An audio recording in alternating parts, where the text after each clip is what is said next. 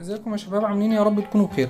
طبعا الاهلي كده كده هيلعب بكره مع اتحاد العاصمه في كاس السوبر الافريقي. ايه هي التشكيله اللي هيلعب بيها كولر بكره؟ التشكيله اللي هيلعب بيها كولر بكره في كاس السوبر الافريقي. عاوز اقول لك معلومه قبل ما اقول لك التشكيله. اول حاجه انتوني موديست اللي هو لسه جاي للاهلي مش هيلعب بكره، لان الفيفا تمام رفضت اللاعب، لان التقرير اللي اتقدم للفيفا ما كانش فيه اللاعب اول مره، التقرير المبدئي. فبناء على كده الفيفا رفضت ان اللاعب يكون موجود في القائمه او انه يخش السوبر الافريقي اصلا. عندك طبعا في حراسه المرمى محمد الشناوي، وعندك خط الدفاع علي معلول ومحمد عبد الغني وياسر ابراهيم ومحمد هاني، وعندك خط الوسط مروان عطيه واليو ديانج وامام عاشور، وخط الهجوم بيرسي تاو ومحمود كهربا وحسين الشحات. لو واخد بالك وانا بقول لك خط الوسط عندك امام عاشور، فدي اول مباراه رسميه هيلعبها امام عاشور. تمام، دي اول مباراه رسميه يلعبها امام عاشور مع الاهلي. اما بالنسبه لانتوني موديست فلسه مش هيلعب دلوقتي. دي التشكيله اللي هيلعب بيها مين؟